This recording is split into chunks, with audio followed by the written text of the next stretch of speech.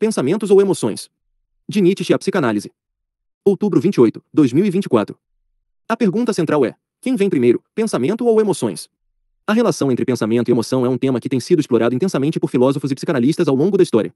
Friedrich Nietzsche e Sigmund Freud, dois dos pensadores mais influentes, abordaram essa questão sob perspectivas distintas, mas ambos reconheceram a importância central das emoções na experiência de criar a vida.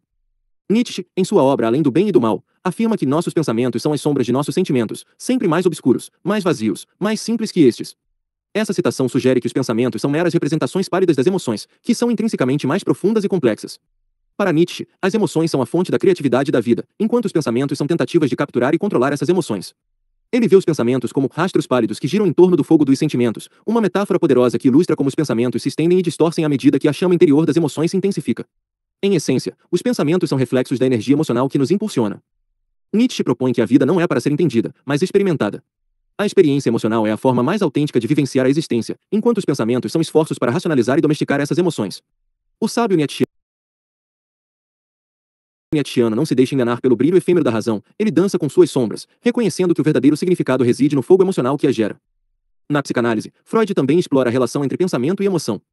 Em O Eu e o Isso, ele afirma que o eu não é mais senhor em sua própria casa, indicando que o eu consciente não é o centro da experiência humana, mas sim um observador das forças inconscientes que nos governam. As emoções e desejos inconscientes são a fonte genuína da motivação humana, enquanto os pensamentos são tentativas de racionalizar e justificar essas emoções. Freud considera as emoções como a forma mais primitiva de experiência humana. Elas são respostas do organismo aos estímulos ambientais, enquanto os pensamentos são maneiras de processar e interpretar essas emoções. A psicanálise busca desvelar as forças inconscientes que nos movem e demonstrar como essas forças moldam nossas emoções e comportamentos. Integrando uma perspectiva lacaniana, podemos ver o real como o domínio das emoções brutas e inarticuladas, enquanto o simbolismo representa o esforço do pensamento para dar forma e sentido a essas experiências. Lacan sugere que o sujeito está sempre dividido, buscando uma completude que nunca é alcançada, pois as emoções e os desejos inconscientes frequentemente escapam à captura completa pelo pensamento consciente. Em outras palavras, e de forma resumida, tanto Nietzsche quanto Freud concordam que as emoções são a base da experiência humana. Os pensamentos são tentativas de aprender e controlar essas emoções, mas não constituem a verdadeira fonte da motivação humana. A experiência emocional é a forma mais autêntica de viver, enquanto os pensamentos refletem a energia emocional que nos move. Portanto, quem vem primeiro, pensamento ou emoções? A resposta parece clara: as emoções são a fonte primordial da experiência humana, e os pensamentos são formas de processar e interpretar essas emoções.